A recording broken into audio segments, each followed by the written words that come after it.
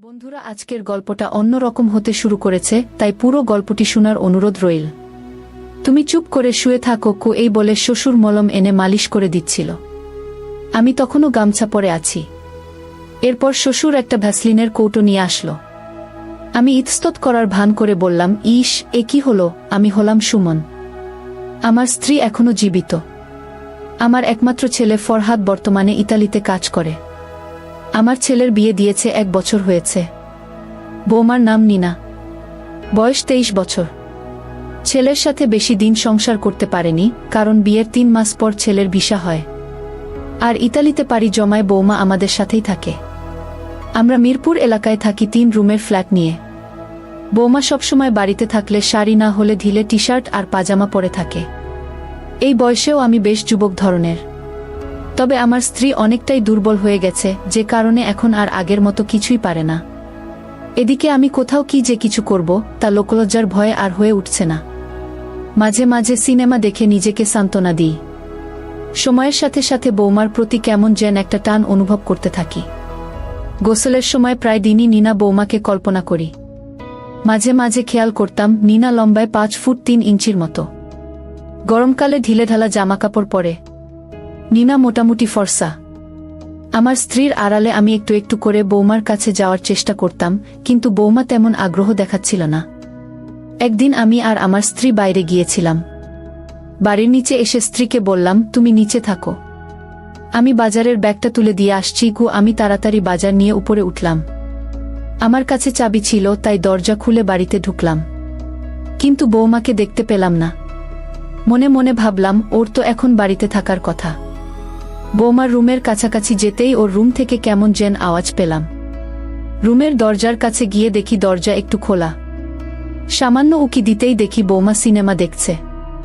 বিছানার উপর দেয়ালে হেলান দিয়ে বসা।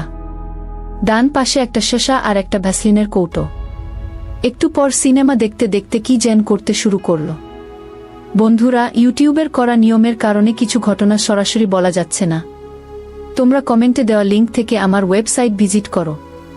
সেখানে একদম মনের মতো গল্প দেওয়া আছে, যেগুলো ইউটিউবে পাওয়া যায় না। বৌমার কার্যকলাপ দেখে আমার মনে আনন্দে ভরে গেল। সে কি শব্দ সারা ঘরে! আমি কোনোভাবেই নিজেকে সংযত করতে পারছিলাম না। ওদিকে আমার স্ত্রীর উপরে ওঠার আওয়াজ পাচ্ছি। তাই দ্রুত আমি বাড়ি থেকে বের হয়ে কলিং বেল দিলাম। একটু পর বৌমা দরজা খুল। দেখলাম নীনা অনেকটাই ঘেমে গেছে আর মুখ একটু লাল হয়ে আছে। আমি আর ওর শাশুড়ি ঘরে ঢুকলাম। মনে মনে ভাবলাম, ইস, বেচারিকে ডিস্টার্ব করলাম। একটু পর জিজ্ঞাসা করলাম, কি ব্যাপার বৌমা, তুমি কোনো কাজ করছিলে নাকি? বৌমা বলল, না বাবা, আসলে একটু গরম পড়েছে তো। আমি বললাম, তাই? কোনো সাহায্য লাগলে আমাকে বলো, আমি সবসময় আছি তোমার পাশে। কি এই বলে আমার ঘরে চলে গেলাম। ওরা দুজন রান্নাঘরের দিকে গেল। আমার তো মনে এখন অনেক আনন্দ হচ্ছে। কিভাবে কি করব তাই চিন্তা করছিলাম। পরের দিন সকালে উঠলাম। খবরের কাগজটা নিয়ে দেখি বৌমা রান্নাঘরে রুটি বানাচ্ছে। কেউ অফিসে যায় না, তাই কোনো তাড়াও নেই। আজকে বৌমা একটা গেরুয়া কালো স্লিভলেস ব্লাউজ পরেছে, সাথে কালো রঙের শাড়ি। আমি রান্নাঘরে গেলাম। চোখ ছোট করে যেন ও মনে করে যে চশমা না থাকায় আমি দেখতে পাচ্ছি না। রান্নাঘরে ঢুকে নীনা লিজার সাথে ধাক্কা লাগালাম। ও হচকিয়ে পিছে তাকালো। আমি বললাম, রোকসানা, কি করছো তুমি? বৌমা কোনোমতে ঘুরে বলল, বাবা, আমি নীনা, এই তো রুটি বানাই। মা এখনো ঘুমাচ্ছেন। আমি বললাম, ও আচ্ছা, আমি ভাবলাম তোমার শাশুড়ি। আমার চশমাটা কোথায় আছে, একটু এনে দাও তো বৌমা গু। বৌমা বলল, চশমা তো আপনার গলায় ঝোলানো বাবা গু। আমি বললাম, হায় রে, কে দেখেছে? আর আমি সব জায়গায় খুঁজছি। চশমাটা পরে রান্নাঘর থেকে লিভিং রুমে টিভি ছেড়ে দিলাম আর বৌমার কথা ভাবছি। নিজের মধ্যে কেমন যেন অনুভূতি কাজ করছিল। গোসল করার সময় বৌমার কথা কল্পনা করে কিছু স্যাম্পল ফেললাম। গোসল সেরে বের হয়ে একটা পরিকল্পনা মাথায় এলো। আমি বের হয়েই লিভিং রুমে সোফাতে বসলাম। এমনভাবে বসলাম যেন বৌমা সহজে লক্ষ্য করতে পারে। একটু পর লিভিং রুমে এসে খেয়াল করল, কিন্তু না দেখার ভান করে চলে গেল। বিষয়টা আমার বেশ ভালো লাগছিল। একটু পর বৌমা বাথরুমে কাপড় ধুতে গেল। আমিও গেলাম পেছনে। যাওয়ার আগে রুমে উকি দিয়ে দেখলাম রোকসানা রুমে শুয়ে আছে। আমি একটা চেয়ার নিয়ে বাথরুমের দরজার সামনে বসলাম। বৌমা কাপড় ধুচ্ছে আর আমাকে দেখে বলল, বাবা আপনি এখানে কি করছেন? আমি বললাম, না হয়েছে কি? তোমার সাথে তো কথা হয় না, তাই ভাবলাম একটু কথা বলি। আমার ছেলে কি তোমাকে ফোন দেয়? কথা হয়? বৌমা বলল, জি বাবা হয়।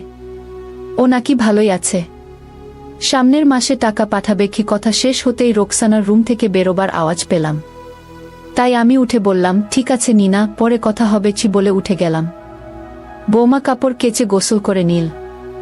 এরপর আমরা সবাই একসাথে দুপুরের খাবার খেলাম। তখন বাজে 2 কি 3টে। খাবারের পর একটু ঘুমালাম। ঘুম ভাঙল 5টার দিকে। উঠে মুখ ধুয়ে দেখি বৌমা একটা কালো ম্যাক্সি পরে রান্নাঘরে কি যেন ভাজছে। এই সুযোগে আমি সকালের মতো চশমা খুলে রান্নাঘরে গেলাম। বাম হাত দিয়ে বাতাবি লেবু ধরে বললাম, কি ভাজছো রোকসানা? বৌমা একটু চমকে গিয়ে বলল, আমি নিনা বাবা, একটু পাকোড়া ভাজছি। শাশুড়ি মা রুমে আছে আমি বললাম, ও আচ্ছা সরি, আসলে চশমা ছাড়া কিছুই বুঝতে পারি না এই বলে আমি চলে এলাম রুমে। একটু পর ডাক দিল যে সব নাস্তা টেবিলে দেওয়া হয়েছে। আমি আর ওর শাশুড়ি গেলাম ডাইনিং টেবিলে। আমরা সবাই একসাথে খাবার খেয়ে নিলাম। এরপর আমি উঠে লিভিং রুমে গিয়ে টিভিটা ছাড়লাম আর বৌমাকে বললাম 1 কাপ চা দিতে। কিছুক্ষণ পর বৌমা চা নিয়ে আসলো। ভাবলাম এইবার আর আড়ালে রাখা যাবে না, সরাসরি দেখাতে হবে। নিনা যখনই চা দিতে এলো তখন ফ্যানের বাতাসে লুঙ্গি উড়ছিল। বৌমা আমার হাতে কাপ দিয়ে আমার দিকে কিছুক্ষণ তাকিয়ে রইল। আমি তখন ইতস্তত করার ভান করে বললাম, ইস এ কি হলো? এমন পরিস্থিতিতে বৌমা একটু অস্বস্তিতে পড়ে গেল আর দ্রুত সেখান থেকে চলে গেল। একটু পর রান্নাঘরের দরজার পাশে দাঁড়িয়ে আমার দিকে উকি দিল আর একটা মুচকি হাসি দিয়ে চলে গেল। আমিও একটু অবাক হলাম ওর কাজ দেখে। মনে হলো সবুজ সংকেত পেয়েছি। পরের দিন সকালে উঠে দেখি ঘড়িতে 8:30 বাজছে। তাড়াতাড়ি মুখ ধুয়ে পেপার এনে রান্নাঘরের দিকে গেলাম। দেখলাম বৌমা কালকের শাড়ি ব্লাউজ পরে আছে। আমি সোজা রান্নাঘরে ঢুকে বললাম, বৌমা কি করছো? ও ঘুরে আঁচল দিয়ে মুখের ঘাম মুছতে মুছতে বলল, বাবা সকালের নাস্তা বানাচ্ছি। এই বলে নিচের দিকে এক পলক তাকিয়ে একটা হাসি দিয়ে বলল, মা ওঠেনি বাবা গু। আমি বললাম, আমিও না, এখনো ওঠেনি, তুমি চাইলে উঠাতে পারো। বৌমা বলল, মানে? আমি বললাম, না কিছু না, আমাকে 1 কাপ চা করে দেবে। আমি লিভিং রুমে বসছি, তুমি চা নিয়ে এসো বলে লিভিং রুমে গিয়ে টিভিটা হালকা শব্দ দিয়ে খবর চালু করলাম। গতদিনের মতো আজকেও একটি ঘটনা ঘটালাম। মনে হচ্ছে ধীরে ধীরে কাজ হবে। নাস্তা শেষ করে আমি উঠে রুমে গিয়ে টিভিটা চালালাম। হঠাৎ নিনার শাশুড়ি এসে বলল, বাজারে তো কিছুই নেই, একটু গিয়ে নিয়ে এসো। আমি ব্যাগটা নিয়ে নিচে নামলাম। রাস্তায় এক বয়স্ক রিকশাওয়ালা দাঁড়িয়েছিল। চেহারায় শান্ত একটা ভাব। বয়স হবে 40-45-এর মতো। নাম বলো জসিম। ওই রিকশায় চড়ে বাজারে চলে গেলাম। বাজার করতে করতে সময় লেগে গেল 1.5 ঘন্টার মতো। সব কেনাকাটা করে বাড়ি ফিরলাম। উপরে উঠে কলিং বেল দিলাম। বৌমা দরজা খুলে দিল। একটু ক্লান্ত দেখাচ্ছিল ওকে। আমি ঢুকতে ঢুকতে বললাম, তোমার শাশুড়ি কই? ও হেসে বলল, পাশের বাড়িতে গেছে। আমি বাজারের ব্যাগ রান্নাঘরে রেখে বসে পড়লাম মেঝেতে। বৌমা উবু হয়ে বসে ব্যাগ খুলে একে একে সব বাজার বের করছে। আমি চুপচাপ তাকিয়ে দেখছিলাম। এমন সময় গাছের ডাবের দিকে খেয়াল করলাম। দারুণ সুস্বাদু হবে। বৌমা বলল, বাবা আপনি বসেন, আমি পানি এনে দিচ্ছি। আমি মৃদু হেসে বললাম, এখন খাবো না বৌমা। ও কিছু না বলে নিচু হয়ে আবার বাজার গোছাতে লাগল। আমি নীরব হয়ে শুধু তাকিয়েছিলাম। ঠিক তখনই বাইরে থেকে দরজায় শব্দ হলো। রোকসানা ফিরেছে। আমি একটু অপ্রস্তুত হয়ে চেয়ার টেনে উঠে দাঁড়ালাম। বৌমা তাড়াতাড়ি সব ঠিক করে নিয়ে স্বাভাবিক হয়ে গেল, যেন কিছুই হয়নি। রোকসানা এসে বলল, আজকেও বান্ধবীদের বাড়িতে ঘুরতে যাবে। আমি ভাবলাম, আরে ব্যাস, এই তো নিখুঁত সুযোগ। দুপুরের দিকে রোকসানা বেরোলো। আমি লিভিং রুমে বসে টিভি দেখছি। ওদিকে বৌমা বলল, আমি বাথরুমে গোসল করতে যাচ্ছি। গোসল করতে করতে পা স্লিপ করে আমি পড়ে গেলাম। আমার পায়ে অল্প একটু ব্যথা লাগলো। ব্যথাটা খুব একটা বেশি ছিল না। আমার পড়ে যাওয়ার শব্দে আমার শ্বশুর ছুটে বাথরুমের কাছে এসে বললেন, সব ঠিক আছে তো বৌমা? আমি বললাম, না বাবা, আমি পা স্লিপ করে পড়ে গিয়েছি। ব্যথায় উঠতে পারছিলাম না। এদিকে জামাকাপড় হ্যাঙ্গারে রাখা। কোনো রকমে গামছা জড়িয়ে দরজা খুললাম। শ্বশুর দেখলেন যে আমি বাথরুমে চিত হয়ে পড়ে আছি। উনি তাড়াতাড়ি এসে আমাকে তুলে আস্তে আস্তে আমার ঘরে নিয়ে গেলেন। যাওয়ার সময় লক্ষ্য করছিলাম গামছা অগোছালো হয়ে আছে, আর শ্বশুর বারবার চোখে আমার দিকে তাকাচ্ছে। ঘরে নিয়ে যাওয়ার পর জিজ্ঞেস করলেন কোথায় ব্যথা লেগেছে। আমি বললাম আমার খুব একটা লাগেনি, আর আমি এখন ঠিক আছি। উনি আবার জিজ্ঞেস করলেন।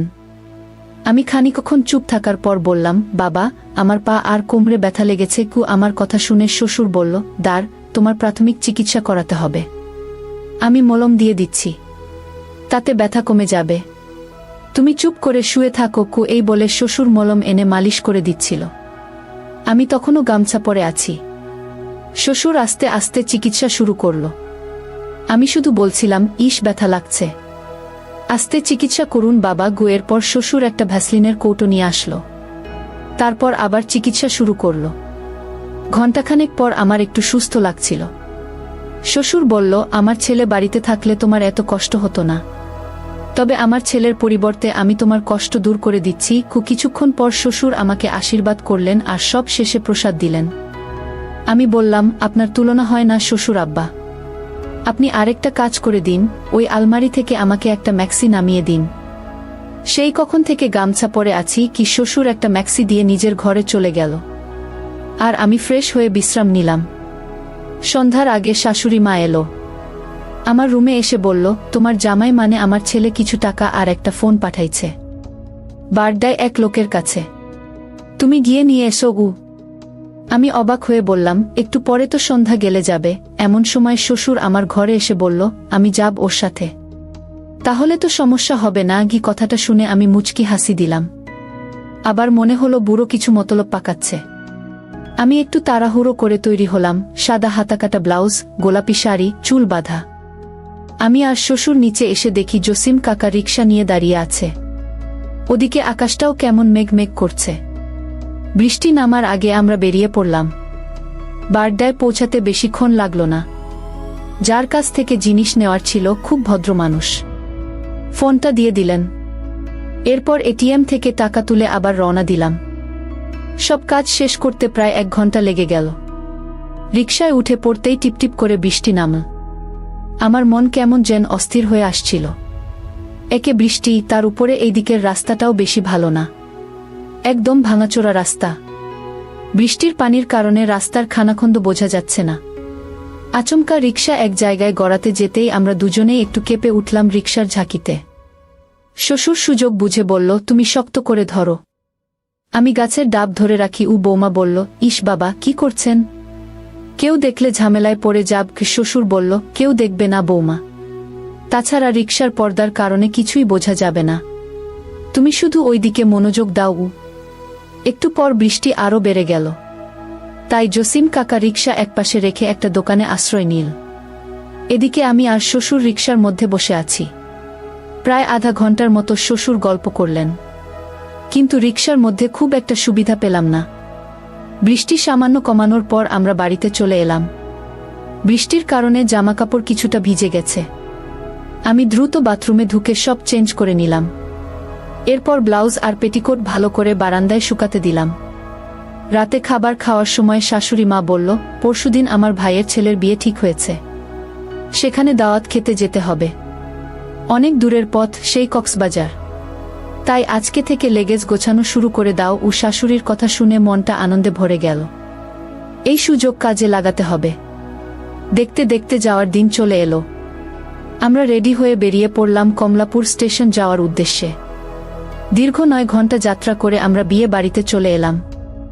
বিয়ে বাড়িতে পৌঁছে দেখি আমার জামাকাপড় ছাড়ার জায়গা নেই, কারণ আরও কিছু আত্মীয় এসে পড়েছে। আমি শাশুড়িকে বিষয়টা বললাম। তখন শাশুড়ি বলল, আমি তো ভুলেই গেছি যে আমার ছোট ভাইয়ের ফ্ল্যাটের নিচতলায় আরও একটা ফ্ল্যাট খালি পড়ে আছে, আর তাতেও ঢালা বিছানা পাতা আছে। তুমি সেখানে গিয়ে ফ্রেশ হয়ে নাও। আমি তাড়াতাড়ি সেখানে চলে গেলাম। গিয়ে দেখি ফ্ল্যাটটা 2 বেডরুম ফ্ল্যাট, আর ফ্ল্যাটের সঙ্গে একটা ছোট্ট বারান্দা আছে। বড় শোবার ঘরের সঙ্গে একটা সুন্দর টবওয়ালা বাথরুম অ্যাটাচ করা আছে। বাথরুমে গিজার লাগানো থাকায় গরম জল পাওয়া যাবে দেখে আমি খুশি হলাম। আমি ব্যাগটা রেখে বাথরুমে গেলাম আর ফ্রেশ হয়ে স্নান সেরে নিলাম। এমন সময় দেখলাম শ্বশুর চলে এসেছে।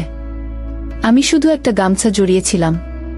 শ্বশুর বলল, আরে বৌমা তুমি এখানে? আমি বললাম, আসলে সারা পথ যাত্রা করে অনেক ক্লান্ত লাগছিল, তাই স্নান করে নিলাম। কি শ্বশুর বলল, তুমি এদিকে এসো, তেল মালিশ করে দিচ্ছি, তাহলে দেখবে ভালো লাগবে। আমি বললাম, হ্যাঁ বাবা, তাই করুন। কি শ্বশুর বলল, আগে এখানে উবু হয়ে বসো, আমি তেল নিয়ে আসি। কিছুক্ষণ পর শ্বশুর আমার সেবা করতে শুরু করল। ফ্ল্যাট নিস্তব্ধ থাকায় কেমন যেন হাততালির শব্দ শোনা যাচ্ছে। শ্বশুর বলল, একটু অপেক্ষা করো, আমি টিভিতে গান ছেড়ে দিচ্ছি, তাহলে শব্দ বোঝা যাবে না। ঘণ্টাখানেক আশীর্বাদের পর শ্বশুর আমাকে প্রসাদ খেতে দিলেন আর বললেন, তোমার মঙ্গল হোক। বিয়ে বাড়ির শুরুটা বেশ ভালোই হলো। শ্বশুর বলল, যতদিন না আমার ছেলে বাড়িতে আসছে ততদিন যে কোনো কিছু লাগলে আমাকে জানাবে, আমি সেবা নিয়ে তোমার যত্ন করব। আমি বললাম, আপনি এখন আমার শেষ ভরসা। আজ এ পর্যন্তই। আর হ্যাঁ বন্ধুরা, আগামীকাল আবারও ফিরছি তোমাদের মাঝে নতুন গল্প নিয়ে। ততক্ষণে সবাই তোমরা ভালো থাকবে, নিজের স্বাস্থ্যের যত্ন নেবে, তোমার পরিবারের খেয়াল রাখবে। আল্লাহ হাফেজ।